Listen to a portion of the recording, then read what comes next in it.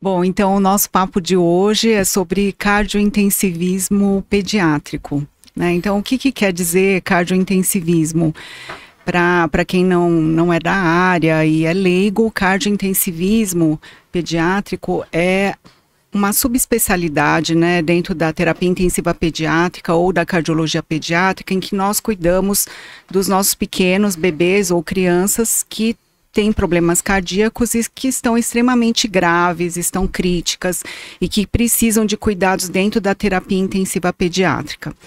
Então, eu tenho o prazer de ter 2 cardiointensivistas na minha equipe, né? Isso não é uma coisa habitual, então acho que por isso foi motivo desse podcast, né? Para a gente esclarecer qual que é o papel do cardiointensivista junto com o cardiologista infantil. Né? Então eu tenho o Leandro Takeuchi e a Samantha Rosa, que fazem parte da minha equipe, tenho muito orgulho de ter eles na minha equipe e eu gostaria que eles se apresentassem rapidamente, que o currículo é extenso, mas assim, só para quem não conhece eles, saberem qual foi a trajetória e como é que eles chegaram no cardiointensivismo. Bom, meu nome é Leandro, então vou contar um pouquinho da minha formação. Eu fiz medicina em Ribeirão Preto, na USP, no campus lá da USP. E toda a minha trajetória acadêmica acabou sendo lá, né? Eu fiz pediatria lá depois e acabei tendo gosto aí pela terapia intensiva. E lá em Ribeirão Preto, grande parte dos pacientes tem algum problema, uma cardiopatia congênita. Então eu acabei tendo um gosto, né? Acabei me especializando nisso e acabei vindo para Ribeirão Preto para fazer outra especialidade. Vim fazer cuidados paliativos e nesse meio tempo acabou surgindo a oportunidade de trabalhar no Instituto do Coração, no INCOR, e acabei fazendo os plantões, já gostava bastante do assunto e foi aí que eu gostei muito mais e acabei me especializando nessa área. Então, atualmente eu faço plantões de terapia intensiva, mas a maior parte acaba sendo no cuidado dos pacientes com cardiopatia congênita.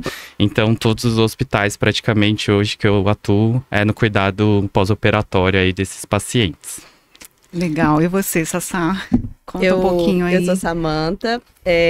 O meu caminho foi um pouquinho diferente, eu sou mineira, então a minha formação foi na Universidade Federal de Uberlândia, que eu tenho muito orgulho. Já na graduação, já tinha um interesse pela cardiologia, eu fui uma das criadoras da Liga de Cardio, a Cardioliga, que até hoje é vigente, mas depois acabei optando por fazer a pediatria, e aí a pediatria eu fiz no Hospital das Clínicas da Faculdade da USP de Ribeirão Preto. Me interessei também pela terapia intensiva e me especializei em terapia intensiva. Como o Leandro disse, a gente tinha bastante pacientes cardiopatas, a partir dali começou o nosso contato, a gente fazia bastante pós-operatório, e depois da formação da terapia intensiva, eu vim para São Paulo também. Aqui em São Paulo, comecei a trabalhar em hospitais que também tinham pacientes cardiopatas, com cuidado pós-operatório, pré-operatório, as descompensações também. Então, meu amor também continuou, né, pela cardiologia, mas nos pequenos. E posteriormente, eu acabei fazendo uma pós-graduação em cuidados paliativos, mas essa pós-graduação foi no Instituto Pallium da Argentina. E aí, desde então, aqui também trabalhando com plantões e em hospitais de terapia intensiva, mas também hospitais de terapia intensiva cardiológica, né? Então, a gente manteve esse contato e depois a gente entrou na equipe da senhora. Vocês podem ver que a formação deles é muito semelhante. Eu contratei a Samantha depois do Leandro, mas eu sabia que eles eram amigos, mas eu não sabia, assim, o grau de proximidade deles, né? E aí, assim, eu queria começar, assim, desconstruindo o termo, né, cardiointensivismo. Lê, fala pra gente, assim, como você entende esse termo, cardiointensivismo. O que seria o cardiointensivismo pediátrico para você? Bom, para mim o cardiointensivismo pediátrico, na verdade, como você falou, é uma especialidade dentro da UTI, da especialidade da terapia intensiva ou da cardiologia. É uma especialidade que já é bem consolidada aí nos países da América do Norte, né? Hoje existe uma sociedade internacional especialista em terapia intensiva cardiológica pediátrica que está crescendo cada vez mais, né? Então, é uma especialização, né, que a gente faz, lá fora já é bem bem consolidada, mas no Brasil ainda está em crescimento. Atualmente, começou principalmente com os cardiologistas fazendo essa especialidade, mas agora cada vez mais os intensivistas, né, os especialistas em terapia intensiva estão pegando gosto nessa especialidade. Então a cardio-TI é o paciente que geralmente vem, grande parte dos nossos pacientes tem alguma cardiopatia congênita, mas a gente também cuida de pacientes com cardiopatias adquiridas. E o especialista nessa área, ele cuida dos pacientes que estão com algum problema de coração e o coração acaba interferindo em todos os outros órgãos, e é por isso que é importante a gente ter um especialista que consegue manejar tanto o coração, mas o coração também interferindo na parte neurológica, na parte do rim, na parte do pulmão, na parte da alimentação, entre outras coisas. Samantha, você quer complementar um pouquinho a definição? Acredito que seja isso mesmo, né? Além do coração, acho que o mais importante é a gente ter a consciência global do paciente, como o Lê disse. Então, quando a gente cuida do coração, a gente cuida de todos os órgãos, né? E para o paciente é extremamente importante a gente conseguir manejar os órgãos todos juntos, sabendo que existe interferência do coração em todos eles, para que a gente consiga entregar um paciente com a melhor qualidade de vida possível, né? Depois de tudo que ele passar, de todo esse estresse dentro da UTI. Acredito que seja isso. Exato, e eu acho que assim, eu que sou cardiologista infantil, claro que eu tenho o pezinho na terapia intensiva também, mas eu acho que a gente tem uma visão muito mais focada para o sistema cardiovascular, né? Eu acho que a gente tem muita noção da interação cardiopulmonar, né? A parte renal, mas eu acho que com certeza tem algumas deficiências na nossa formação que eu acho que o intensivista só vem a somar. Complementando um pouco para o pessoal também entender, assim, por que o coração acaba interferindo muito nos outros órgãos, né?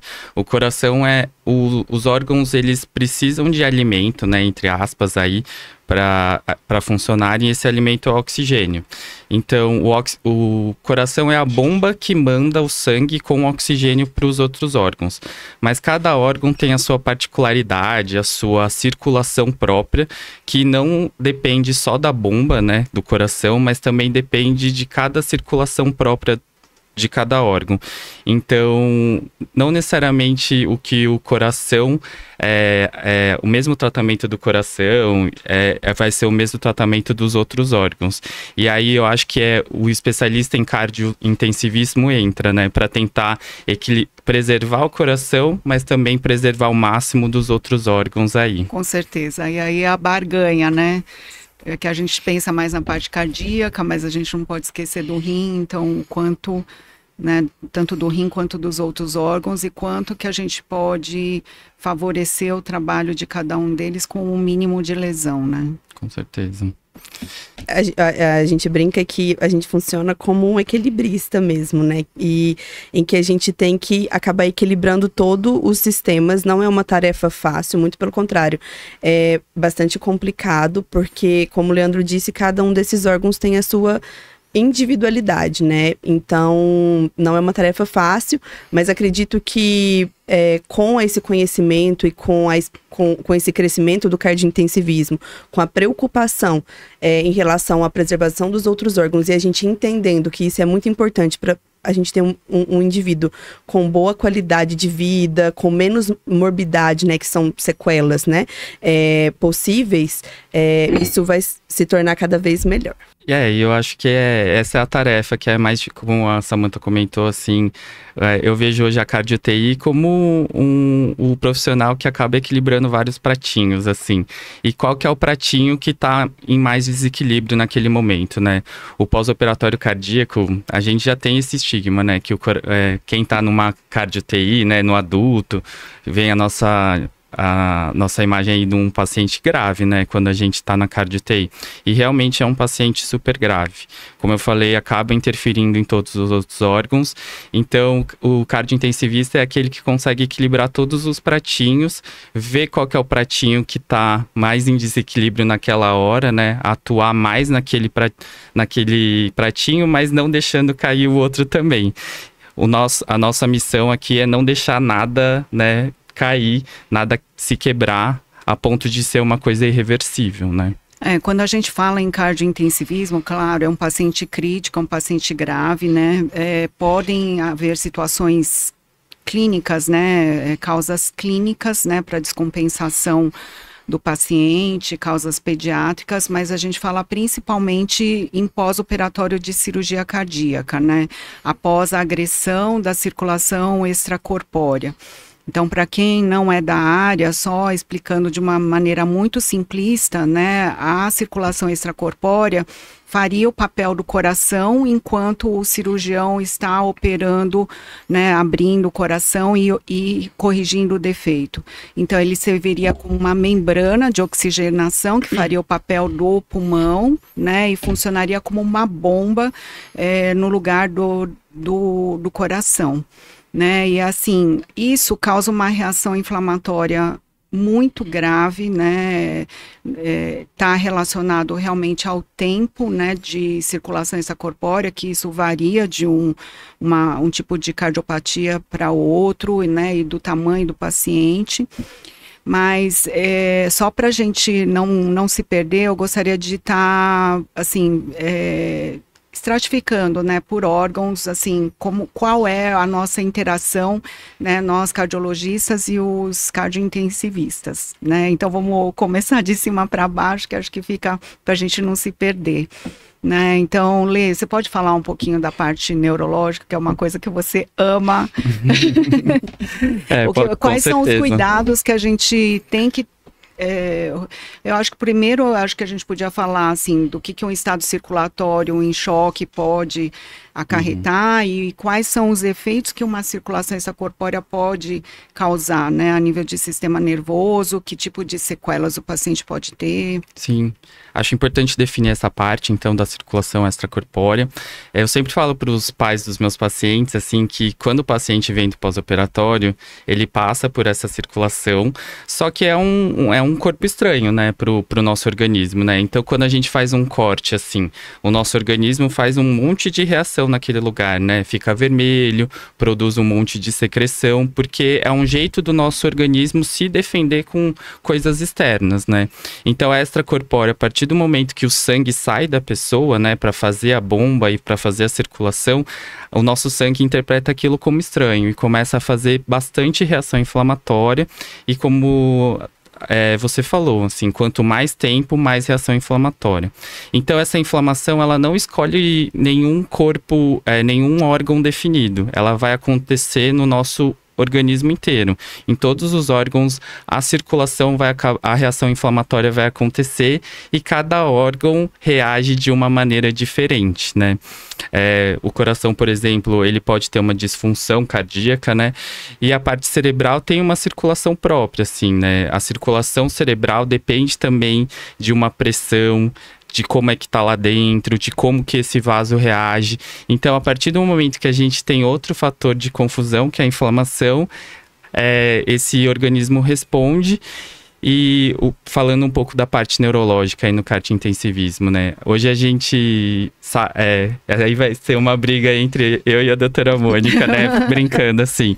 Os intensivistas se importam muito com a parte neurológica, né? Hoje em dia... a gente sabe que o pós-operatório cardíaco, infelizmente, ainda tem relação aí com algum grau de dano neurológico, né? Mesmo nos países da América do Norte, é inevitável isso acontecer, né? Algum índice de lesão. E os nossos estudos estão cada vez mais para a gente prevenir essas lesões, tanto no pré-operatório, né, que é o paciente já tem um problema circulatório antes da cirurgia, como depois. Então, a parte neurológica cada vez... Hoje eu falo assim, né? Sem cérebro, a gente... Com uma lesão neurológica, a gente tem uma dificuldade de fazer as tarefas do dia a dia, né? Então, a gente tenta prevenir o máximo que dá. A gente tem muito estudo dentro disso. E o cérebro, eu sempre falo assim, que é um pouco oposto ao coração na questão da circulação. Que o coração, ele gosta de pressões mais limítrofes, né? A pressão arterial sistêmica é uma barreira para o coração. Mas já para o cérebro, para o sistema nervoso, é uma coisa que a gente sempre objetiva, é uma pressão mais alta. Então, é esse equilíbrio entre preservar a pressão do cérebro e ser a pressão ideal para o coração. E não só a questão da circulação e da pressão, outras coisas diversas acabam interferindo na questão da lesão neurológica no pós-operatório, né? Então, eu sempre gosto de dividir, assim, em 3 partes a questão do cuidado neurológico no pós-operatório, né? Primeiro eu falo das lesões, né, que podem acontecer aí no cardiopata. Depois eu divido ainda em sedação e analgesia, né? A gente sabe hoje em dia que o mau controle da dor acaba interferindo estruturalmente na formação cerebral aí dessas crianças, né? E principalmente das crianças que estão com o sistema nervoso em formação, né? A gente ainda está amadurecendo aí as nossas conexões nervosas, a gente está desenvolvendo a nossa memória de dor. Então, o paciente que sente dor, né, porque é uma cirurgia grande, né, uma invasão bem grande, ele tem que ter um controle de dor adequado, porque isso pode afetar até o futuro as funções do sistema nervoso aí dessa criança. E além dessa questão da dor e da analgesia, eu também divido num terceiro ramo aí, que é a parte do delírio. O delírio, em outras palavras, é um estado confusional agudo, né? Que no pós-operatório é igual... eu sempre falo para os meus pacientes tentar comparar com o velhinho, que é mais comum, assim. Quando o velhinho tem uma infecção urinária, ele acaba ficando um pouco perdido, né? Ele não sabe onde está, não consegue reconhecer o ambiente, não consegue focar a atenção nas pessoas que estão do lado. Então, a gente sabe hoje em dia que no pós-operatório cardíaco, mais ou menos de 6 crianças em 10 vão ter esse delírio aí no pós-operatório cardíaco, e é uma coisa que também pode afetar aí o prognóstico neurológico dessa criança. E é um quadro subdiagnosticado, né? Assim, eu acho que é um quadro grave, né, de difícil controle, e muitas vezes é interpretado como abstinência, né, ou que a criança está irritada, ou está com fome, ou tá suja de xixi ou cocô, então assim, aí é sedada, aí aquele quadro, né, ameniza, mas é um quadro extremamente grave que é subdiagnosticado. E acho que importante falar, doutora Mônica, que na pediatria a gente tem escalas, né, que ajudam no diagnóstico. A gente não vai diagnosticar se a gente não pensar. Então, tanto as escalas é de muita importância, escalas de dor, delírio e abstinência, a aplicação dessas escalas para entender qual é a necessidade da criança. A tendência, há muito tempo, é que as crianças sejam também pouco medicadas, seja para delírio, seja para dor também, né?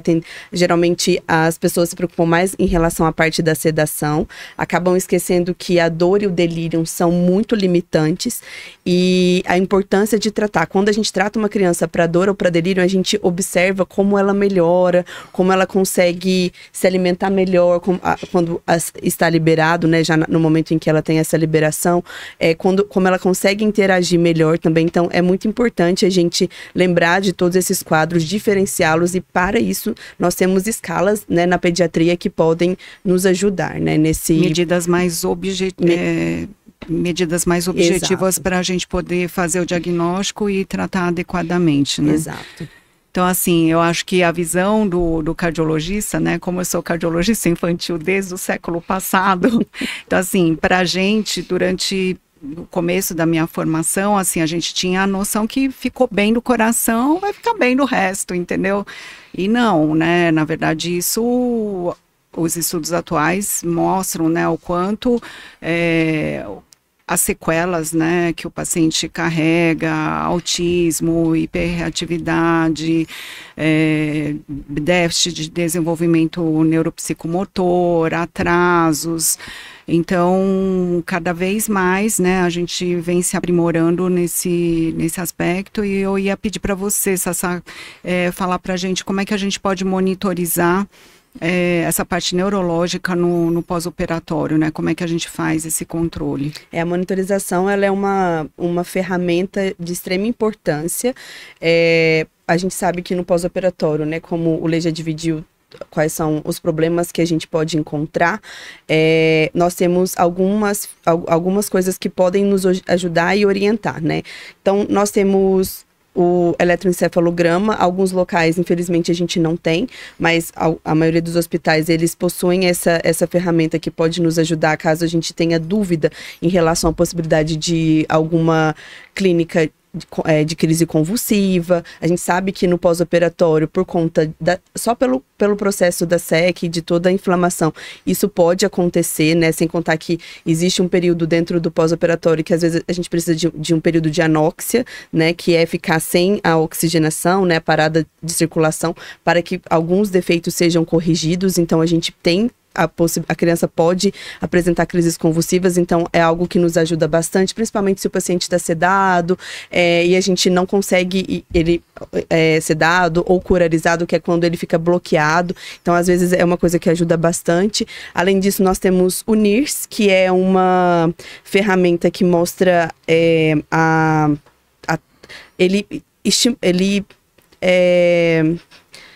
ele avalia a condição de oxigenação, né, da parte cerebral, outras regiões corporais também, e a gente observa a tendência, né, tem o valor, mas o mais importante é observar a tendência e as alterações, né, agudas, rápidas. Isso é um sinal de alerta, né, para que alguma coisa diferente pode ter acontecido, e aí a gente também consegue fazer algum exame de imagem, né? Às vezes a gente não consegue tirar a criança da UTI, mas a gente pode fazer um ultrassom transfontanela dentro da UTI se a criança tiver ainda uma fontanela aberta, né?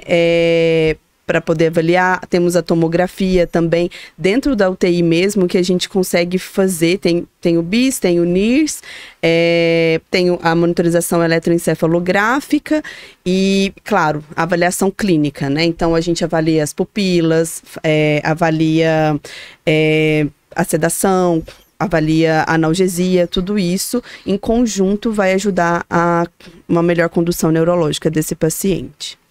Complementando um pouco o que a Samantha falou, hoje a gente acredita que as pesquisas neurológicas estão cada vez mais intensas aí.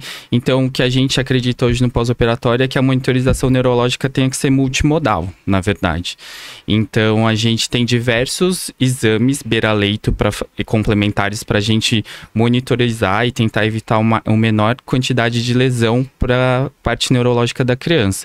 Então, a gente tem os exames que vão medir a atividade elétrica, como a Samantha falou, né, que é o eletroencefalo, exames que vão medir o fluxo cerebral, né, então a gente tem um Doppler aí transcraniano que a gente também consegue ver o fluxo de sangue que a gente tem para a cabeça, e a gente tem as imagens também, né, para a gente ver lesões estruturais que podem acontecer no pós-operatório. Então a gente tem muita coisa para tentar prevenir. E mesmo assim, com todos esses instrumentos, a gente sabe que parte desses pacientes vão ter alguma dificuldade de aprendizado, como a senhora falou, vão ter algum grau de autismo, vão ter algum grau de hiperatividade, né? Nos Estados Unidos, hoje a gente sabe que das cardiopatias complexas, 50% desses pacientes vão ter algum problema neuropsicológico, né? Seja um pouco discreto aí, com um pouco de hiperatividade que seja. Então, por isso que nós, intensivistas, focamos tanto nessa parte, né? E eu acho que o cardiointensivismo também tem uma responsabilidade aí. A gente quer entregar indivíduos funcionais, neurologicamente funcionais para a sociedade, né? Então, tá aí a nossa paixão nesse assunto. Eu acho que é o nosso objetivo principal, né? Assim, então, pode ser desde distúrbios discretos, mas até, né, sequelas mais graves, Mas com certeza a gente quer que esse adulto se torne um adulto funcional, né? Que assim, a especialidade cardiologia pediátrica é uma especialidade que teve um avanço, é uma especialidade mais antiga, mas ela teve avanço principalmente nos últimos 10, 15 anos, né? Com melhores resultados, e agora que os pacientes estão atingindo a idade adulta. Então, nesse momento você vê, né, aquele paciente que tem dificuldade de relacionamento, paciente que tem dificuldade em se manter no emprego, né? Às vezes é o que você falou, né? São alterações sutis, mas que com certeza tem a ver com toda a situação pregressa, né? E são pacientes que são muito graves, assim, desde antes, né, da cirurgia, eles já podem ter algum comprometimento neurológico, né? E a gente deve utilizar alguma dessas formas, né, que nem você falou, é uma monitorização multimodal, justamente porque a gente trabalha em vários serviços, né, cada serviço tem uma disponibilidade, né, tem uma característica, mas a gente nunca pode esquecer disso, né. E retomando assim um pouquinho, por que a gente gosta muito de cardio-TI, complementando o que você falou. É uma especialidade que está crescendo cada vez mais, a cardiologia pediátrica, é o que você falou. Estão surgindo os adultos com cardiopatia congênita, né? Eles estão chegando até a terceira idade hoje, né? E então, cada informação nova está aparecendo, como é que essas crianças que têm cardiopatia congênita viraram adultos e até idosos, né? Então, cada vez mais informação está aparecendo e eu acho que isso que é estimulante aí nessa área. Eu acho que é muito importante, né? A gente tem toda a estrutura, a gente tendo ou não a estrutura, é muito importante. O cardiointensivista, ele tem essa importância, principalmente na avaliação clínica, no ajuste clínico, no equilíbrio de tudo, justamente para minimizar o máximo possível essas alterações, né? Eu acho que acho que o mais importante de tudo é a gente tentar prevenir. A gente não prevenindo, a gente conseguir uma condução o mais adequada possível. E para que a gente tenha sequelas ou consequências mínimas possíveis, né? Então, é um trabalho que é muito importante. A gente conta, né, quando possível, contar com a avaliação também do especialista é muito importante para nós, para condução, para segmento também. Então, é um sistema de extrema importância que a gente ama muito. O neurointensivismo é muito importante, a gente sabe disso, né? É uma sub também da UTI e que deve ser muito valorizado. E, graças a Deus, a gente está conseguindo evoluir bastante e ter cada vez mais monitorização, mas não tendo a clínica é muito importante e o equilíbrio, mais uma vez, é muito importante. E aí, assim, indo de cima para baixo, eu acho que outra deficiência do cardiologista infantil é em relação à parte nutricional, né? A gente restringe muito o volume, a gente, assim, eu acho que é uma deficiência na nossa formação. Queria que um de vocês falasse sobre isso. Eu acho que é muito legal a gente falar da parte nutricional, porque se não a primeira, uma das primeiras preocupações dos pais quando a criança chega na UTI. Uma das primeiras perguntas que você ouve é quando ele vai comer, quando ela vai comer, quando a gente pode começar, mamar. Quando vai mamar. A mamadeira, o leite. Isso é uma preocupação muito comum, né, para os pais. E eu acho que também, na verdade, como é uma situação crítica, eu acho que a única forma da mãe oferecer algum cuidado, né, dela sentir que está cuidando do seu filho, é alimentando o seu filho. Isso. Então, eu acho totalmente compreensível, né? Porque a mãe é o jeito dela às vezes é o único jeito dela participar. E geralmente quando a criança chega na UTI, é uma das primeiras coisas que a gente conversa também. A alimentação, ela é extremamente importante. A gente sabe que a nutrição precoce faz diferença para a criança, mas a gente também tem que ter consciência de que esse momento é um momento crítico para a criança, né? Geralmente, quando a criança chega na UTI, é o que a gente conversa com os pais. O primeiro, o segundo, o terceiro dia, dependendo da patologia, da cirurgia, da SEC, do tempo de SEC, de tudo que aconteceu dentro do intraoperatório, é um momento muito crítico para o paciente. E nós sabemos que nesse momento crítico, o corpo, ele está todo voltado para reestabelecer o equilíbrio desse paciente. E o trato gastrointestinal, ele não é prioridade para o corpo nesse momento. Então, por isso que, geralmente, no primeiro, segundo, dependendo de como a criança evoluir, a gente acaba deixando em jejum. É um momento de bastante catabolismo. O que significa isso? Significa que é esse consumo energético totalmente voltado para restabelecer o equilíbrio desse paciente. Então, muitas vezes, não é o momento ideal da gente começar. É diferente desse paciente, nas próximas horas, evoluir bem, evoluir estável, mantendo função cardíaca boa, função dos outros órgãos bons, né? E quando a gente consegue... Então, vai depender muito do paciente, né? A forma com que a gente vai conduzir a nutrição depende muito do paciente. Falando de pós-operatório, de distúrbios agudos, né? Porque e aí, o paciente evoluindo bem, a gente sabe que a nutrição precoce, hoje ela é preconizada, nem que a gente usa o termo nutrição enteral mínima, às vezes, o que quer dizer isso, né? O mínimo possível para manter o trato funcionante, né? Para que ele vá se organizando, até ele se organizar. A gente sabe que essa nutrição integral ela é bastante benéfica, mas é sempre importante a gente ter essa consciência do momento para a gente começar a nutrição, né? O momento exato para a gente começar a nutrição. A nutrição é importante para o ganho de peso, é importante para o desenvolvimento, para reajuste do paciente, mas desde que seja no momento mais adequado. Com segurança. Com segurança. É uma coisa que eu sempre falo para as mães, né? O organismo, quando está nessa situação crítica, né? O organismo, ele é extremamente inteligente. Ele vai priorizar fluxo de sangue para áreas nobres, que é coração, cérebro e os rins. Eu falo, o intestino não é prioridade. Então, assim, se a gente alimentar o paciente no momento inadequado, ele pode distender, pode vomitar, pode ter sangramento intestinal. E em casos até graves, mais graves, né, prematuros, recém-nascidos, pode até ter casos de perfuração intestinal. Né? Eu falo, pele é importante, pele não é importante, então por isso que a criança fica pálida, gelada, com as extremidades frias, porque o organismo está priorizando o fluxo de sangue para áreas nobres. Aí elas se conformam, tadinhas. Mas complementando, eu sou super a favor de dieta precoce. Complementando, assim, para ficar até um pouco mais fácil, até para quem tá assistindo a gente sempre tem a ideia que a comida dá energia pro corpo, né? Mas pra gente produzir essa energia e metabolizar os alimentos, né? Quando o alimento é mastigado, entrado no nosso sistema gastrointestinal, a gente precisa gastar energia para metabolizar, nem que seja um pouquinho de energia para metabolizar esses alimentos em energia também.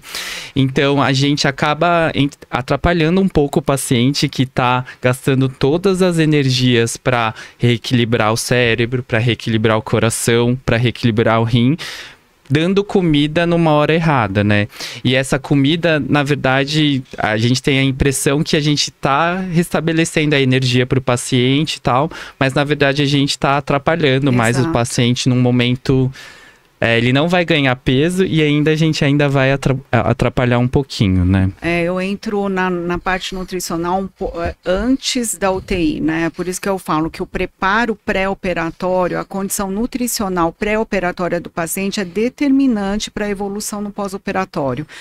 Então, é o que eu falo, a gente sempre vai priorizar a nutrição adequada do paciente, nem que a gente tenha que aumentar as medicações em termos de volume ou mesmo concentração da dieta. Então, assim, os pacientes que eu sigo no consultório, né, que tem essa possibilidade, a gente já trabalha isso, já avisando, né, que a situação de pós-operatório é uma situação de estresse, que vai ter um catabolismo extremamente importante e que ele não vai poder ser alimentado durante esse período, né. E quando a gente começa a restabelecer a nutrição, né? Cada paciente tem um ritmo, depende muito da cirurgia, da complexidade, do pós-operatório. À medida que o paciente consegue evoluir, né? A gente progride a nutrição, e em casos que a gente não consegue, a gente tem que lembrar que existe a possibilidade da gente nutrir esse paciente via endovenosa, que é a nutrição, a gente chama de nutrição parenteral, né? Então, existe essa possibilidade nos casos de pacientes que acabam, geralmente os pais ficam muito preocupados quando a criança está muito tempo de jejum, e aí você fala, olha, não, a gente se preocupa com isso também, e a gente lembra eles que sempre tem essa possibilidade de nutrir pela via endovenosa, né? Que ajuda a gente bastante nisso, repor o que é necessário, principalmente nos períodos períodos muito longos de jejum, ou então períodos em que ou se o paciente precisa de uma progressão lenta, né, da nutrição. Então, existem essas possibilidades, e que ajuda muito a gente, né, principalmente nessa fase inicial aí do pós-operatório, né, se isso prolonga um pouco mais do que o habitual. Uhum. Então, assim, a gente vai manter o jejum, resumidamente, né? A gente mantém o jejum realmente naquelas primeiras horas em que o paciente está extremamente crítico, quando ele tem um mínimo de estabilidade.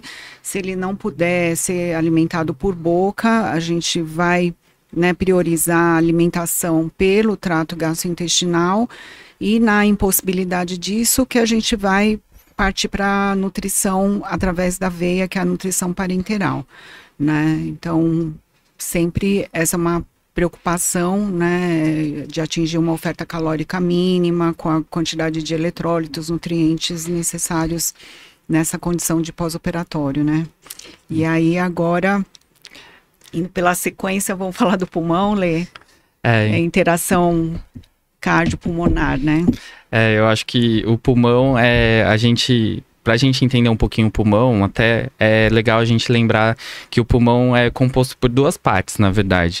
O pulmão é um órgão que eu falo assim, entre aspas, é um saco de ar, na verdade, que recebe o ar que a gente respira, e ele é envolto de vasos sanguíneos. Esses vasos que absorvem o oxigênio, né, tiram o gás carbônico aí do nosso corpo, eles estão intimamente ligados ao coração, né? Então, o sistema pulmonar aí, o pulmão é um dos órgãos que tem uma interação direta com o coração, né? Então, o coração o pulmão e o que a gente faz de intervenção no pulmão pode sim ajudar o coração, mas também pode atrapalhar o coração. E aí é nessa parte que o cardiointensivismo difere um pouco da UTI pediátrica geral, né?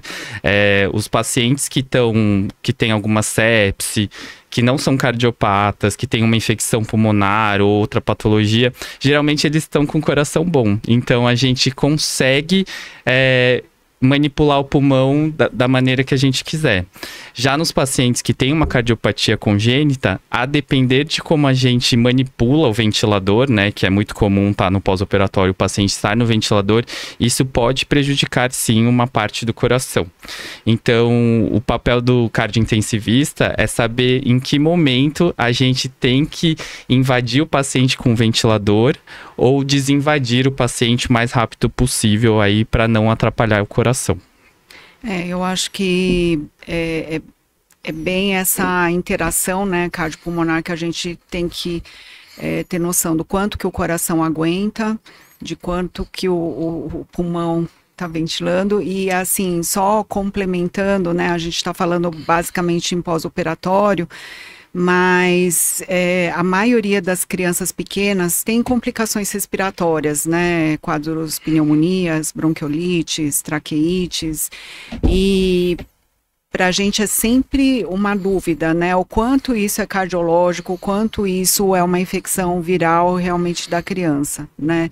Então, eu acho que também é uma situação em que tem que ter uma interação boa entre o cardiologista e o cardiointensivista, falar, não, isso aqui não é coração, ou tem um componente cardíaco, vou reajustar as medicações, não, isso aqui é só viral, né, isso é só bacteriano, então vamos tratar com antiviral, antibacteriano, né, um antibiótico.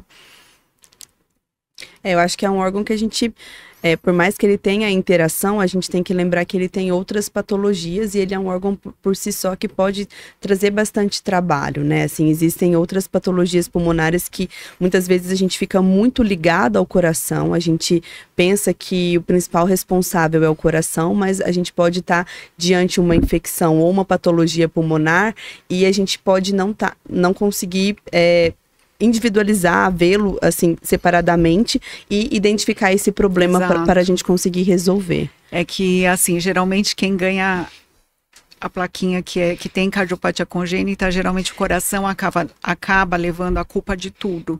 Mas não esquecer que o paciente é uma criança como outra qualquer e que pode ter qualquer outro tipo de patologia, né? E principalmente nos pacientes sindrômicos, né? Pacientes sindrômicos, dependendo da síndrome, tem doenças específicas que são comuns em determinada síndrome e o pulmão é um dos órgãos mais acometidos, né? O pulmão com certeza e as dificuldades do pulmão, né, as dificuldades respiratórias são um dos principais motivos de manter a criança na UTI, né?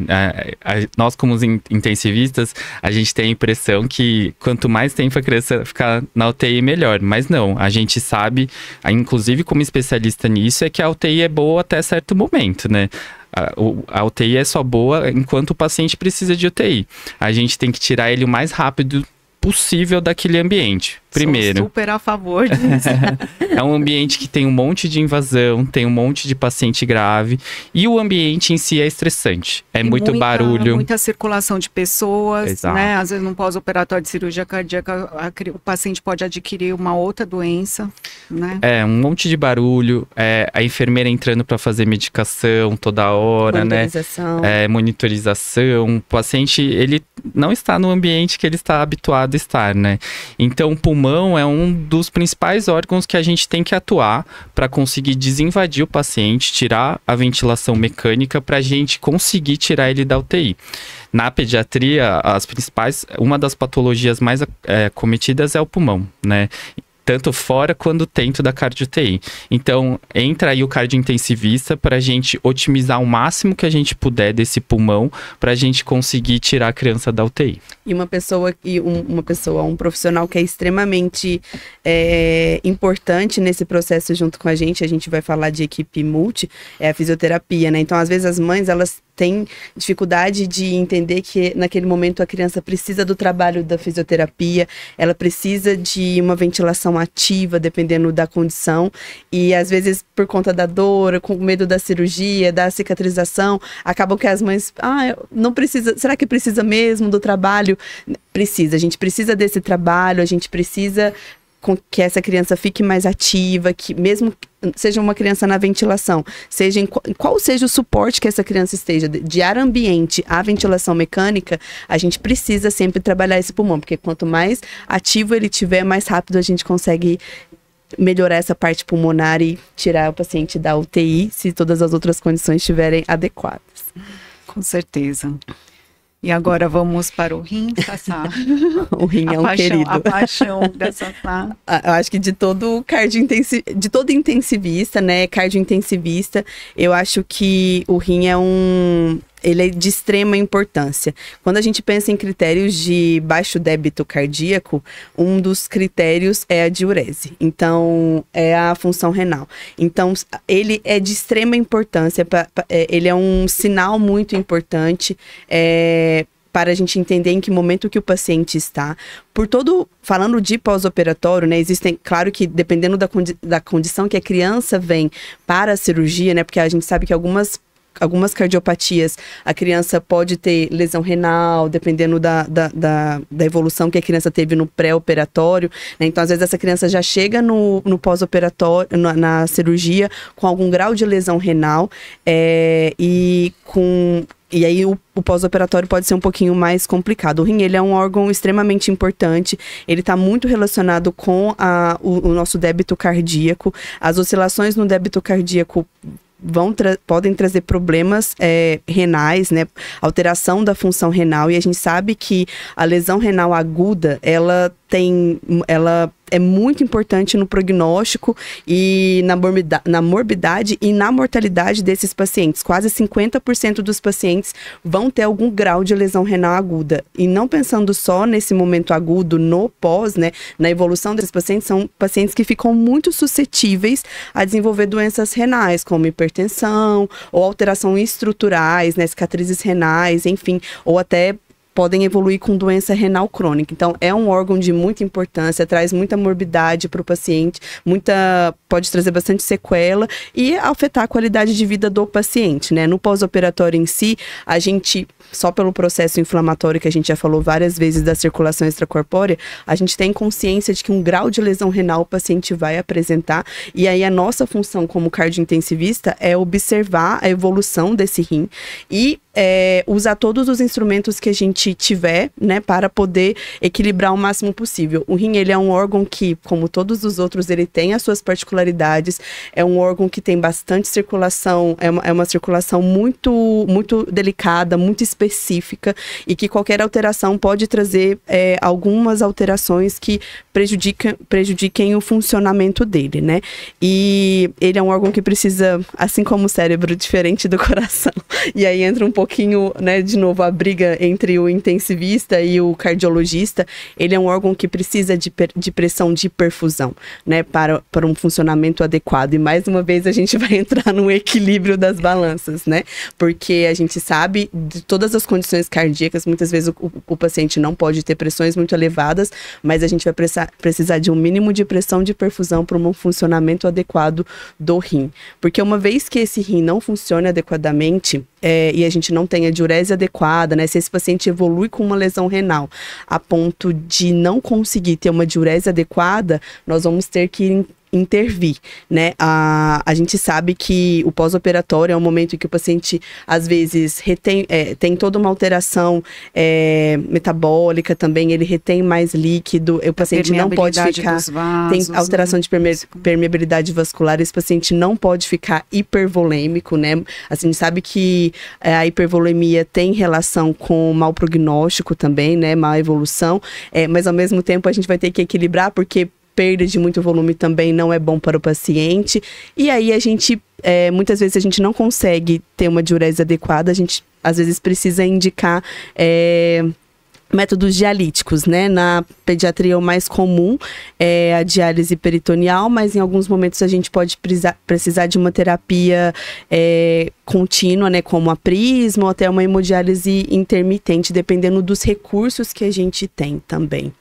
É o que eu falo, que na verdade numa situação crítica, né, ou de pós-operatório, é sempre importante a gente ter um parâmetro de como está o fluxo cerebral e o fluxo renal, né? Então, assim, o rim, a diurese é um parâmetro super importante, né? É o que eu falo, assim, no pós-operatório, os cardiopediatras, intensivistas, a gente fica velando o xixi, né? A gente fica observando o xixi ali pela sonda e, assim, a gente vibra a cada ml, né? Então, é um parâmetro importante, mas tem a briga, né, do cardiologista com o nefrologista, porque muitas vezes o que é bom para o coração não é bom para o rim e vice-versa, e a gente realmente tem essa dificuldade, e por isso que naquelas cardiopatias mais graves, né, ou que tem circulação extracorpórea prolongada, a gente já solicita para a instalação do catéter de diálise já no pós-operatório, né, para a gente dialisar esse paciente o mais precoce possível, né, evitando que ele tenha, né, hipertensão, hipervolemia, ou que ele fique muito grave, né, e a gente tenha que passar esse catéter numa situação de muito mais gravidade, né. É muito melhor a gente começar é o que a gente chama em geral de terapia de substituição renal, né? A gente começar o quanto antes, né? Porque a gente minimiza, né, os efeitos colaterais dessa insuficiência renal, evita o uso de medicações, né? Porque diuréticos em altas doses também vão piorar a lesão renal, né? E a gente geralmente é uma diálise mais rápida, que a gente retira o catéter rápido e a gente consegue entrar nesse equilíbrio mais rapidamente, né? Eu gosto de falar que o rim é um dos órgãos que a gente mais estuda aí no cardiointensivismo, né? E é um dos órgãos que a gente sabe mais dados com relação ao que pode afetar ou não o rim, né? Então hoje a gente sabe que 4 coisas afetam muito a questão do rim. Então é a bomba, né? O coração, e a função do coração pode afetar o rim. Então por isso que nós cardiointensivistas sempre gostamos de ver uma diurese, né? Porque xixi é igual o coração tá funcionando bem. Pode estar lá batendo um pouco mais fraco e tal, mas é o suficiente para manter um débito cardíaco, né? Outra coisa que pode afetar é o estado volêmico, né? O quanto de volume que essa criança tem. Então, o que eu gosto sempre de falar até para os meus residentes é que o rim gosta de um volume adequado. Não é nem muito volume e nem volume de pouco, né? Outra coisa que também que a gente sabe que o rim é bem sensível, que até os outros órgãos não são, é o uso de medicações, né? Então, como no pós-operatório a gente acaba usando muita medicação, várias dessas medicações acabam sim lesionando o rim. E aí entra o nosso equilíbrio para saber se aquela medicação está fazendo mais bem do que mal. E quando estiver fazendo mal, talvez a gente tenha que reduzir a medicação. Ou substituir, né? Com certeza. Então, as mães ficam muito aflitas, né? Porque a gente, como você falou, a diálise não é incomum no pós-operatório cardíaco, né?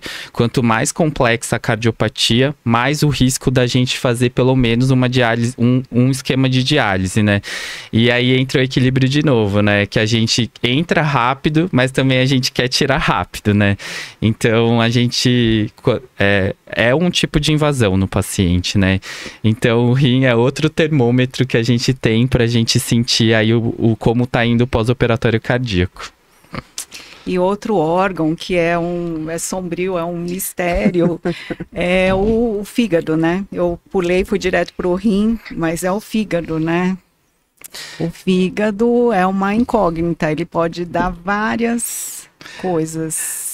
Como o rim e o fígado também acaba tendo uma relação bem importante aí com relação ao coração, né? Hoje a gente sabe que os pacientes que têm insuficiência cardíaca, eles podem ter algum grau de congestão do fígado. Principalmente se você tem uma lesão do lado direito, né, do coração. Então, quanto mais a gente deixa esse paciente numa descompensação cardíaca, mais lesão do fígado a gente pode ter. E como o rim, ele também é um órgão que fica muito sensível a medicações, né? Tanto o rim quanto o fígado são filtros para as toxinas do nosso corpo, né? Eles é o que metabolizam as medicações, as agressões aí que a gente faz no pós-operatório. Então, a gente também, o fígado é um órgão que aí que atua o intensivista, né? Porque é um mundo... Eu falo que o fígado realmente é o oposto do coração. O fígado gosta de volume, o coração gosta de pouco volume. E aí tá o equilíbrio do intensivista entender... Se o paciente surgir com uma lesão cardíaca e uma lesão do fígado, entender qual que é esse equilíbrio para a gente não danificar nenhum dos órgãos. Atender, né? Os dois. Então, e o fígado, a gente, felizmente, na nossa vivência, é um órgão que está, assim, acometido, mas dificilmente a gente vê uma falência, assim, felizmente, né? Longo prazo, uma lesão irreversível do fígado, né? Porque assim que tiver uma lesão irreversível, é muito difícil da gente substituir o fígado, né? O rim, ele consegue ser substituído pela diálise, o pulmão a gente consegue dar suporte com ventilador, o coração a gente consegue dar extracorpóreo e uma bomba externa, mas o fígado a gente ainda não encontrou uma máquina que consegue substituir esse órgão. E quando ocorre é muito catastrófico, né? Assim, o fígado é responsável não só pela metabolização de quase todas as drogas, como você disse, nutrição parenteral, e produção dos fatores da coagulação, né? Então, em geral, os quadros hemorrágicos são bem trágicos, né? Então, a gente fica bem de mãos atadas e quando a gente tem qualquer sinal de insuficiência hepática, a gente já fica com o cabelo Fica estressado já. Acho que é isso.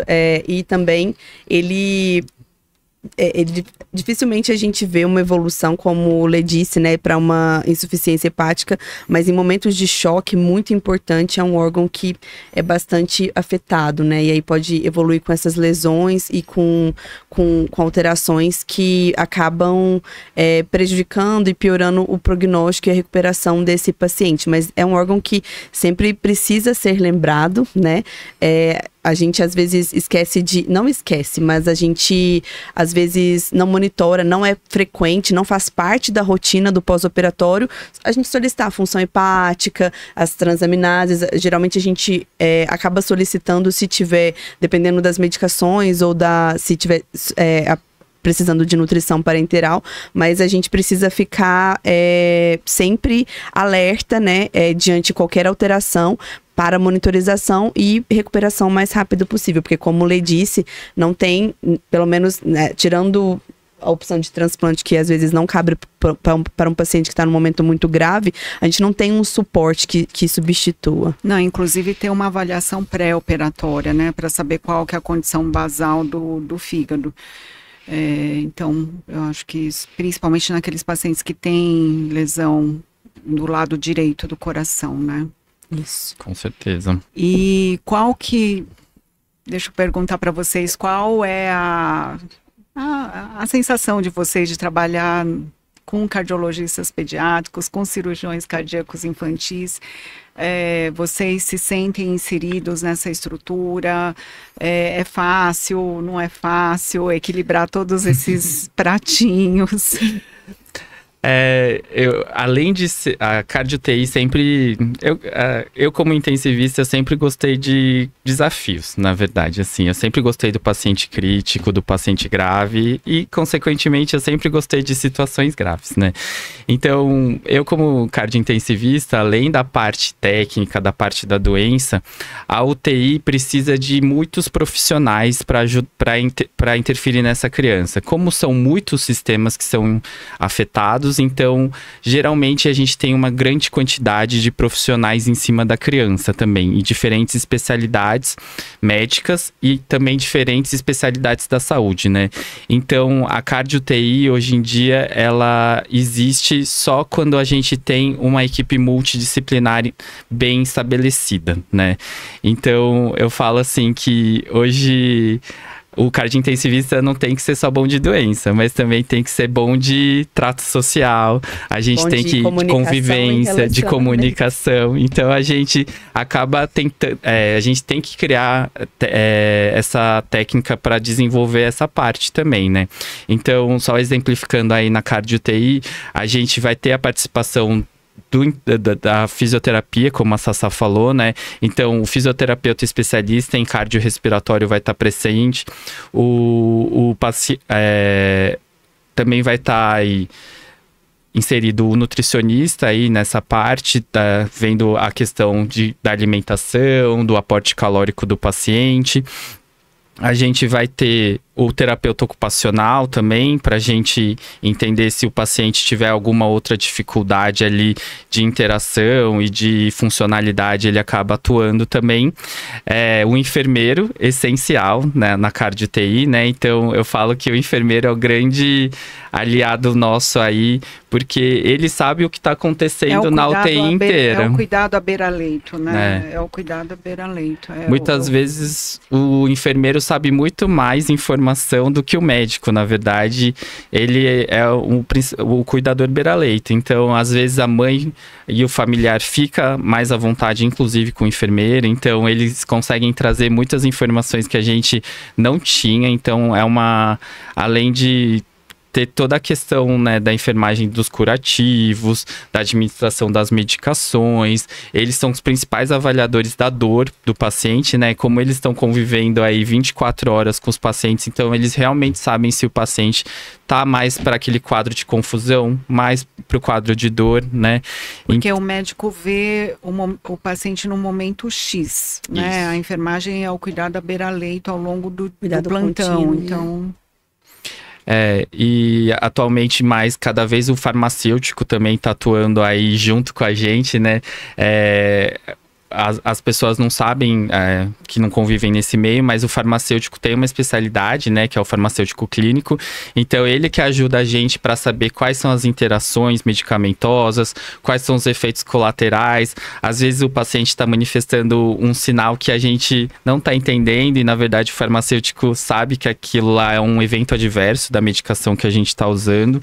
Então, eu como cardiointensivista, além da questão da dificuldade da técnica e da doença, acho que eu tô cada vez mais tentando ganhar essa habilidade aí de comunicação e interação de uma equipe multidisciplinar. E outro especialista, né, dentro da equipe multidisciplinar que eu tenho a ressaltar é o fono, a fonoaudiólogo, fonoaudióloga, porque os nossos pacientes muitas vezes ficam muito tempo sob efeito de sedação, uso de sonda, né, ficam muito tempo sem mamar, né, porque ficam na ventilação mecânica, ficam com tubo, ou usaram sonda por muito tempo, então não foram estimulados, então também é um profissional assim de fundamental importância dentro da terapia intensiva, né?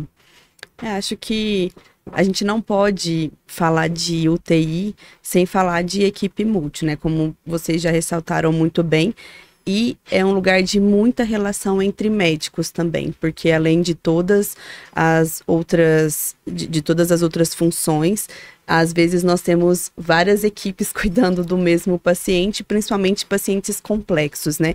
Então é muito importante a gente, acho que como cardiointensivista ou intensivista, a gente acaba se relacionando com todas as especialidades.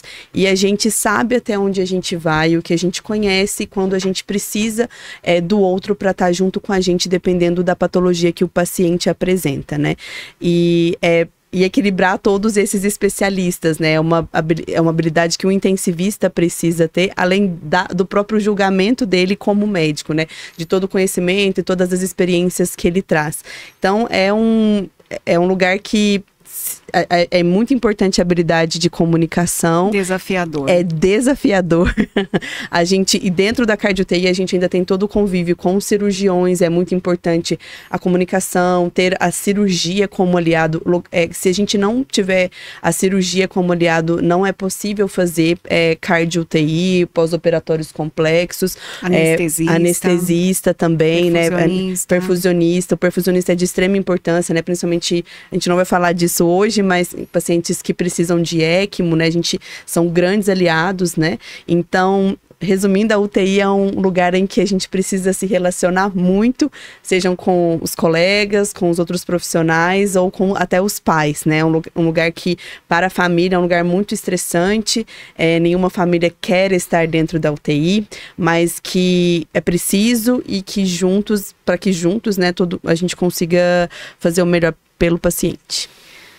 Eu acho que é um local desafiador, justamente porque, acima de tudo, a gente tem que lidar com a verdade, né? Assim, eu acho que cada um não tá ali para ser amigo de ninguém, a gente está lutando pelo mesmo objetivo, que é o paciente, então, a gente tem que lutar pela verdade, a gente tem que saber expor a nossa impressão, né? Eu não tô ali para discordar do outro, né, porque eu quero ficar amigo do outro, não, eu tenho que expor a minha verdade, né, e saber expor essa verdade, ter muito respeito, né, entre as especialidades, saber até onde porque eu posso ter uma impressão X, só que eu não tenho vivência suficiente para falar, não, faz isso, eu bancar, né? Eu acho que a gente pode ter palpite, todo mundo pode palpitar, pode ter opinião, mas a gente saber até onde a gente pode ir e sempre dialogar, né, com toda a equipe, né? Desde a senhora da limpeza, né, ela pode saber muito mais sobre a rotina da criança, né, do familiar, né, do que está acontecendo ali. e ela pode também te trazer informações importantes. Então, assim, realmente é um local desafiador, né, que tem uma rotação de profissionais muito alta, né, e a gente tem que ir se adaptando aí a todo momento, e é como vocês disseram, equilibrando o prato, né? Hoje um prato, uma vez é de um lado, a gente tem que levantar o prato, outra vez a gente tem que abaixar o prato, e a gente vai levando, né? Puxando sardinha aí, então, pra gente que é cardiointensivista, eu falo que a cardio-TI, não desmerecendo outras especialidades, mas é uma das mais complexas, né? A cardio-TI, como eu falei no início do podcast, o coração interfere em todos os órgãos do nosso corpo, né?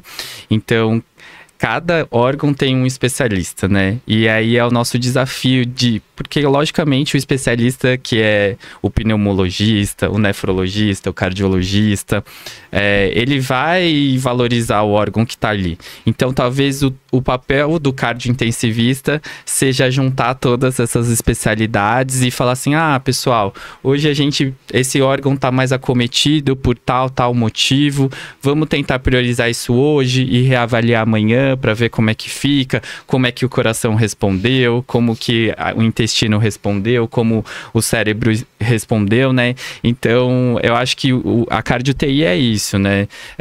Mais do que na terapia, a terapia intensiva geral já faz isso, né? Mas talvez na cardio-TI isso aconteça com mais frequência, porque sempre o paciente cardiopata vai ter múltiplos órgãos acometidos, né? Então é a nossa rotina aí, sempre interagir com muitas pessoas mesmo. É muito bom. Acho que é muito complexo, é muito desafiador, mas é uma especialidade incrível. E ver o progresso, né? A gente fica muito feliz como cardiointensivista, como o Lê disse, no Brasil a gente não tem tantos. Hoje existe a especialidade, né? A possibilidade da especialidade. E aí ver que isso está crescendo, que esse cuidado está crescendo, isso é muito importante. Acho que para os pais é importante eles saberem que existe essa preocupação, existe essa especialidade, porque quanto mais a gente conseguir crescer nessa área, melhor cuidado dentro da UTI para esse paciente a gente vai poder oferecer. Minimizando sequelas, né, e abreviando o tempo de internação. Acho que esse é o objetivo principal. Doutora Mônica, acho que uma pergunta que a gente tem é por que você escolheu 2 cardiointensivistas para a sua equipe, né? Acho que na nossa primeira conversa, quando a senhora me chamou para a equipe, eu falei para a senhora, eu não sou cardiologista. Eu sou cardiointensivista. E aí, essa pergunta que a gente tem para você. Por que 2 cardiointensivistas numa equipe de cardiologistas? 2 intensivistas que fizeram cardiointensivismo e não 2 cardiologistas. Isso. Ok. Bom, só fazendo uma prévia, né, do que foi também a minha trajetória. Quer dizer, eu sou cardiologista infantil desde o século passado, né? Durante toda a minha formação, sempre gostei muito de emergência, terapia intensiva, pronto-socorro, tanto de adulto, né, e depois na pediatria. A minha formação, né, o local onde eu me formei é muito, muito forte, né, nessa área. E terapia intensiva sempre foi a minha menina dos olhos, né? Eu fui para cardiologia, por quê? Por total ignorância. Porque todo mundo fala, eu sempre amei o coração, sempre foi a minha menina dos olhos. E assim, eu fui fazer cardiologia pediátrica porque eu admiti a minha total ignorância, né, dentro da subespecialidade. O meu pavor era cair um paciente cardiopata na minha mão e eu não saber o que fazer, como manusear. Então, eu fui mais como uma complementação, né, da minha formação, que era deficiente nessa área, mas, assim, aquela terapia intensiva, né, que eu sempre amei, assim, na verdade, foram extremamente complementares. Então, assim, eu trabalhei, né, sou intensivista pediátrica, trabalhei em terapia intensiva muitos anos, né? Até que eu larguei os plantões e tudo, mas esse foi sempre um modelo que eu sempre defendi muito, né? A cardiologia, a terapia intensiva o cardiointensivismo, ele é uma especialidade recente, né? Ele tem aproximadamente 25 anos, né? Essa sociedade de terapia intensiva em cardiologia pediátrica, ela foi fundada em 2003. Claro que já tinha um movimento, né? Antes disso, eu peguei essa fase, né? E a sociedade, né? A Pediatric Cardiology Intensive Care Society, começou com os meetings, os simpósios, a partir de 2010 que se firmou, né? Esses encontros anuais. Então, assim, é uma especialidade muito nova, que era uma realidade lá fora, né? Aqui a gente não tinha geralmente pediatra, intensivista odeia cardio, né? É um trauma, né? Arritmia, eles... Então, eu sempre preconizei esse modelo. Eu acho que são especialidades extremamente complementares, né? É o que eu falo, a gente não pode se associar a pessoas iguais a você. Você nunca vai oferecer uma qualidade de atendimento melhor com pessoas que trabalham igual.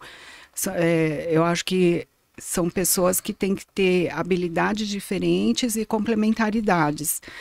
Então, eu já tinha tentado anteriormente, mas eu acho que agora a gente está num modelo bem legal, né? Eu acho que tem uma interação super boa entre nós, claro, a parte cardiológica, né, a definição cirúrgica e tudo isso, claro, é expertise do cardiologista infantil, mas eu acho que hoje a gente presta uma qualidade de serviço, né, para o nosso paciente com muito pouco tempo de internação, né, e assim, com muito pouca morbidade, graças a Deus, né, então eu só tenho a agradecer e... ficar feliz, né, por ter vocês, que além de pessoas maravilhosas, são profissionais excelentes. Muito obrigada. Agradeço. A gente que agradece a oportunidade, né, para nós também é uma oportunidade de crescimento e de amadurecimento e é sempre desafiador, né? Porque é isso, são especialidades, olhares diferentes, mas é um trabalho muito legal e ver os pacientes evoluindo bem, a gente conseguindo oferecer um cuidado com altas precoces quando possíveis, pacientes complexos, o manejo em conjunto, acho que isso é o mais importante, né? E o aprendizado também. Então, só agradecer mesmo pela oportunidade. Eu sou muito grato, na verdade, porque eu até sempre falei para vocês, na verdade, uma das minhas missões e um dos meus desejos na vida é entregar indivíduos funcionais aí para a sociedade, e eu acho que a cardiologia sempre me chamou a atenção por causa disso, né?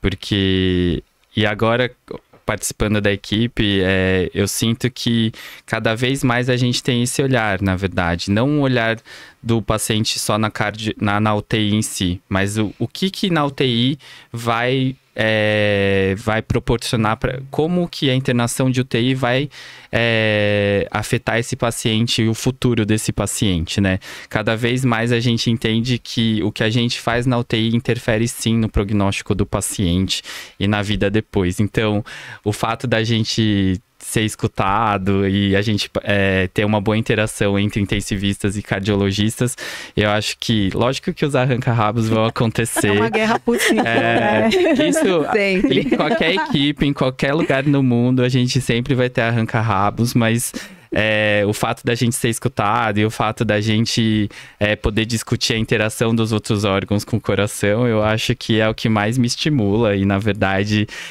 a gente quer entregar pacientes sem nenhuma lesão em nenhum órgão, né? O máximo que a gente conseguir. Ou que pelo menos sejam reversíveis, né? Com certeza. Então, essa acho que é a nossa missão. É o que mais vai me deixar feliz, na verdade, é entregar crianças que são adultos felizes depois, né? E a gente... E outra coisa que me estimula é que, como eu falei, é uma ciência que está mudando, como você falou, a cardio-TI apareceu em 2010 e agora indo para os congressos internacionais, eu estou vendo cada vez mais outras novidades. O que a gente fazia 15 anos atrás mudou totalmente agora e vai mudar daqui 15 anos. Então esse é o nosso o segredo, é o que o médico faz, na verdade, né? Eu acho que é estudar sempre e isso esse fato da ciência sempre estar mudando é o que me estimula, na verdade, é o que eu encontro dentro da cardiologia pediátrica. Muitas mudanças, muitas novidades e muitas coisas que mudam o prognóstico do paciente. É uma pergunta para você, doutora Mônica. Se teve alguma mãe que estranhou a presença de não cardiologistas na equipe de cardiologia pediátrica. Se teve alguma mãe que já te perguntou por que você escolheu nós como fazer parte da sua equipe. É que a gente achou diferente e inovador, né? Porque geralmente as equipes de cardiologia, elas são compostas por cardiologistas. E pela primeira vez, 2 não cardiologistas foram chamados para a equipe da senhora.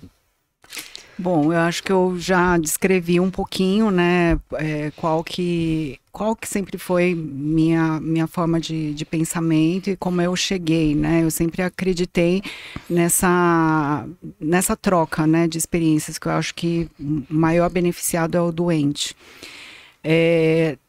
Já teve algumas mães que perguntaram realmente, mas assim, de boa, sabe?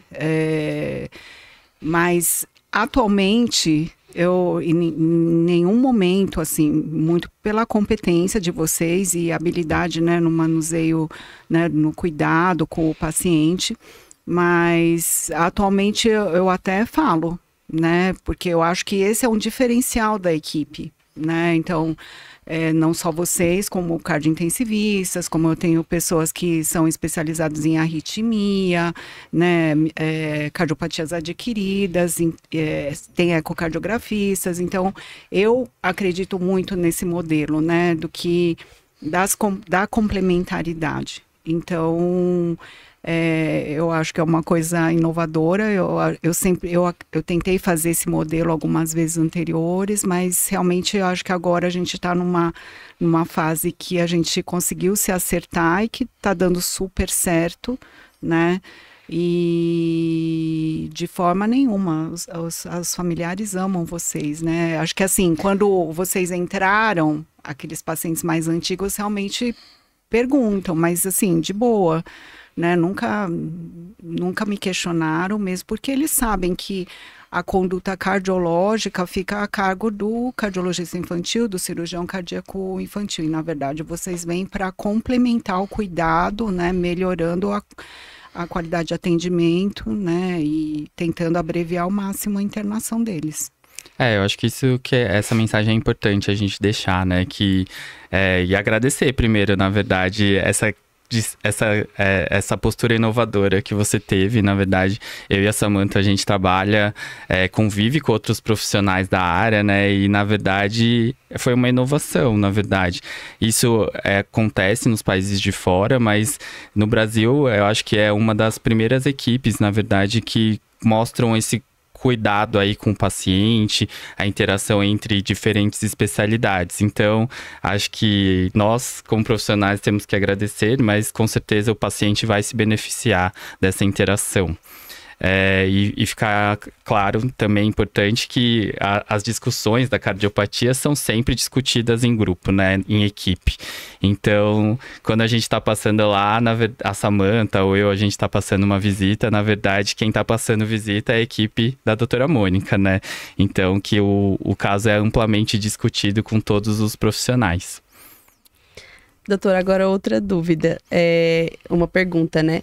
Uma vez que o paciente ele vai de alta da UTI, ele vai fazer o segmento com a senhora via consultório, ambulatorialmente, né? Como a gente fala.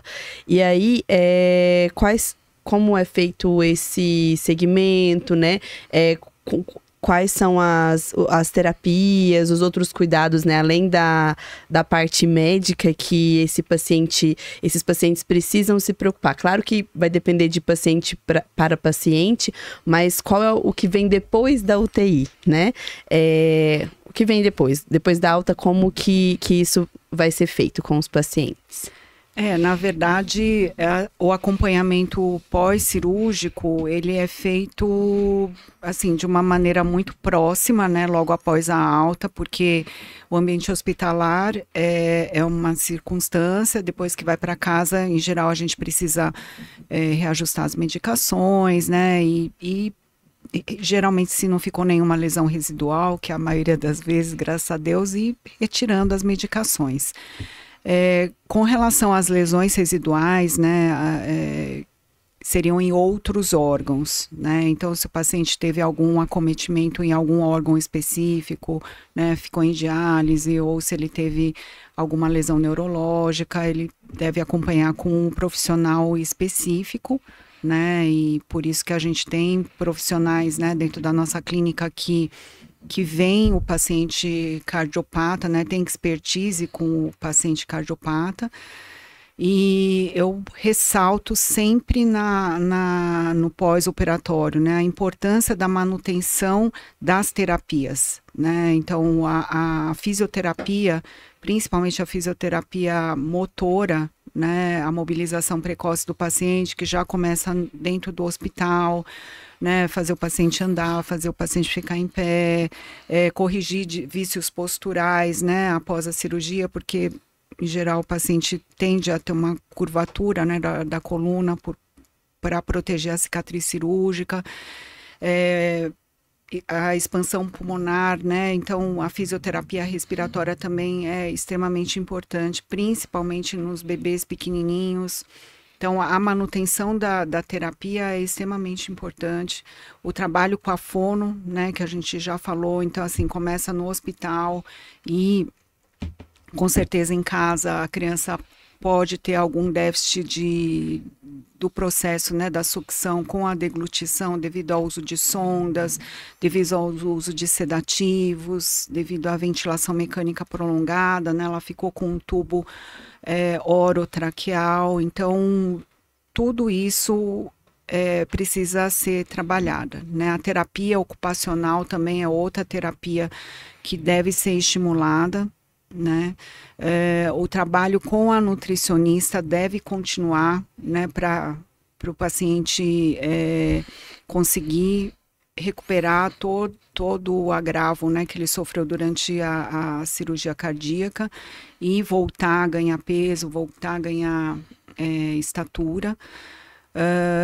Mas assim, infelizmente, não são todos os pacientes que têm essa condição, né, de fazer toda essa estimulação, todas essas terapias. Então, muitas vezes a gente tem que priorizar, né, e também utilizar a mãe, né, orientar a mãe, que ela também pode fazer muita coisa em casa sem depender do profissional. Uhum.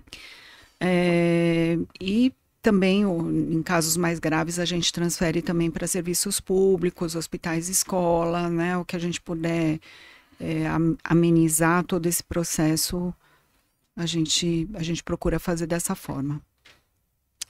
Eu acho que outro ponto importante, né, e outro tópico aí da UTI que a gente também pode comentar, na verdade, é a reabilitação, né, que antigamente a gente tinha uma impressão que o paciente dentro da UTI tinha que ficar repousando, deitado, né, e como a alimentação, aí puxando um gancho aí com a alimentação, né, a reabilitação tem que ser feita no momento certo pra gente não provocar um esforço inadequado no paciente, mas ela tem que começar sempre precoce dentro da UTI. Então, quanto mais o paciente tiver condições da gente fazer uma reabilitação, com certeza é importante a gente começar. Outra pergunta que eu tenho para você, doutora, é assim, as mães surgem com muitas dúvidas com relação a como é que vai ser o caminhar desses pacientes com cardiopatia congênita durante a vida, né? E eu acho que uma das perguntas, assim, eu como intensivista sempre escuto, né, se o paciente vai ter só uma internação em UTI, quantas internações em UTI, quantas cirurgias esse paciente vai passar na vida, né? Então sempre é uma dúvida, porque por mais que a gente tenta não fazer um ambiente estressante, acaba sendo um pouco estressante ficar dentro da UTI para a mãe. Então, sempre é um questionamento. Como que as mães perguntam isso para você? Como que vai ser a trajetória do paciente cardiopata aí? Agora, né, com o diagnóstico fetal, a gente já delineia esse caminho já desde o pré-natal, né? Então, claro, existem cardiopatias que permitem a correção total, né, de uma vez. E tem cardiopatias que são cardiopatias mais complexas e que não permitem que você faça a correção no período neonatal, né? No período neonatal você, às vezes, só faz uma cirurgia paliativa para que o paciente tenha condições de ir para casa, ganhar peso e posterga-se a correção total mais para frente. Tem aquele grupo de pacientes que são pacientes mais graves, que é o que a gente chama de corações univentriculares. E esse tipo de paciente vai ter que fazer no mínimo 3 cirurgias, né, durante a vida. Em geral, o primeiro estágio é dentro da maternidade, ainda logo após o nascimento. O segundo estágio é em torno de 4 a 6 meses de idade. O terceiro estágio por volta de 3 a 4 anos de idade. Então, assim, claro que o bebê, quanto menor, mais grave e mais próxima tem que ser a avaliação. Então, em geral, entre o primeiro e o segundo estágio, eu acompanho de forma muito mais de perto, né, avaliando a saturação, sinais de insuficiência cardíaca, e a prioridade nesse momento é que o paciente vá para a cirurgia nas melhores condições clínicas possíveis. Então, aí entra muito a parte pediátrica, né, é importante a presença de um bom pediatra nesse momento. Que a parte nutricional é uma parte que eu priorizo, né? Nem que eu tenha que aumentar a quantidade de medicação. Então, a gente sabe que o paciente numa condição nutricional boa, pré-operatória, tem um melhor resultado no pós-operatório. Em relação à parte da imunidade, né? Então, vacinar esse paciente, protegê-lo contra as infecções, evitar a exposição excessiva desse paciente, né? Para que ele não tenha infecções, né, no pré-operatório. E a gente ir monitorizando essa parte cardiológica. Claro que o terceiro estágio já é uma outra condição, apesar de ser uma reoperação e ter um maior risco cirúrgico, a gente sabe que a criança, ela é uma criança maior, né, que os órgãos todos estão mais amadurecidos, então, apesar de ser uma reoperação, a gente sabe que a condição clínica pré-operatória da criança é melhor, né. Existem cardiopatias que têm os 2 ventrículos e que precisam ser corrigidas logo após o nascimento. São cardiopatias críticas que não pode sair da maternidade sem correção, não tem como a criança sobreviver. E tem aquelas cardiopatias também que você consegue fazer uma cirurgia paliativa e postergar a correção total mais para frente. Então, vocês sabem que a anatomia é muito diversa, né? Mesmo a mesma patologia tem particularidades anatômicas e vai depender, né, da avaliação clínica, cirúrgica, né, através de métodos de imagem, porque a gente lida com muita complexidade, né? Bom, doutora Mônica, acho que outra dúvida, né, não só dos pais, mas também de outros profissionais, como foi para a senhora, né, com as outras especialidades, até com outros profissionais que também são intensivistas como nós, a notícia de que teriam 2 cardiointensivistas, né, intensivistas na sua equipe. Como vocês já disseram, né, foi uma coisa inovadora, né, não é uma coisa comum, habitual de se ver nas equipes de cardiologia pediátrica. No entanto, né, como eu tenho fama de brava, não fui, assim, eles questionaram, mas assim, de boa. Eu falei, então, você viu como eu estou muito bem acompanhada agora, entendeu? E a conversa acabou por aí. Eu acho que é muito da postura de vocês e como a gente respeita vocês dentro da equipe, né?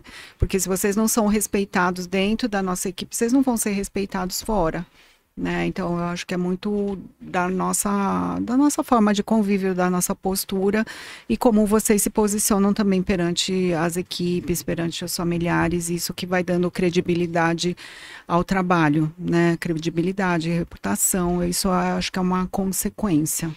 Eu acho que no primeiro momento talvez possa ter um estranhamento, né, pelos outros até intensivistas, falando de intensivista para intensivista, mas acho que o mais importante é isso, né, a gente tá como cardiointensivista. Então, toda a nossa experiência em cardiologia, o trabalho que a gente, todo o conhecimento, né? Acho que é sempre agregador, né? Assim, complementar. Acho que isso é o mais importante, né? Por mais que nós temos a mesma formação, todos como intensivistas, acho que essa é a importância do cardiointensivista, a experiência que ele tem com o paciente com cardiopatia congênita e que isso será complementar também ao cuidado do intensivista dentro da UTI. Às vezes a gente precisa, é sempre importante, e a gente sempre faz isso, a gente é diferente o profissional que está na UTI, a gente como profissional plantonista e a gente como profissional da equipe, né? Então, em relação aos nossos colegas, acho que é isso que é importante. Nós temos funções complementares e ali a gente está como cardiointensivista, né? Para complementar o cuidado daquele paciente. E acho que assim, os limites têm que estar muito bem estabelecidos, né? Assim, a conduta, até onde vai a conduta cardiológica e até onde a gente vai no cuidado geral com o paciente. Olha, para o coração é melhor assim, assim, assado. Ah, mas tal órgão tá sofrendo, entendeu? A gente está tendo sinais de repercussão laboratorial, clínica, e nisso, essa interação que eu acho que é extremamente salutar e produtiva. Eu acho que tudo que é inovador acaba trazendo um estranhamento, tudo, mas é uma tendência, né? E eu acho que a gente tá vendo que só tá trazendo benefícios e, na verdade, tá sendo complementar em todo o cuidado com o paciente, né? Então, eu quero agradecer muito a presença de vocês nessa conversa, nesse podcast, porque eu acho que foi extremamente esclarecedor, né? Principalmente não só para os nossos pacientes, mas eu acho que para população, né, de pacientes e familiares cardiopatas, da importância do cardiointensivismo dentro da nossa especialidade, né, e para conhecer um pouco como é que é o nosso trabalho em conjunto. Eu só tenho que agradecer, que é uma área que eu amo demais e cada vez mais eu quero que ela cresça aí no nosso país e ela vai crescer, eu acho, então eu só tenho a agradecer mesmo a participação. Também agradeço, doutora Mônica, muito obrigada pela oportunidade. Acho que é super importante essa conversa para os pacientes, para os familiares e para qualquer outra pessoa que tiver interesse em se aprofundar, né, conhecer um pouquinho. E que é um prazer sempre trabalhar em equipe, né? Agora com a senhora, sou parceira do Lê há bastante tempo, a gente vem desenvolvendo isso há bastante tempo e tenho muito orgulho, é muito bom para quem tem interesse em conhecer a área, em estudar, em se especializar. Eu acredito que é uma área muito promissora e que fará com que a gente consiga cuidar cada vez melhor dos nossos pacientes. Muito obrigada. Com certeza.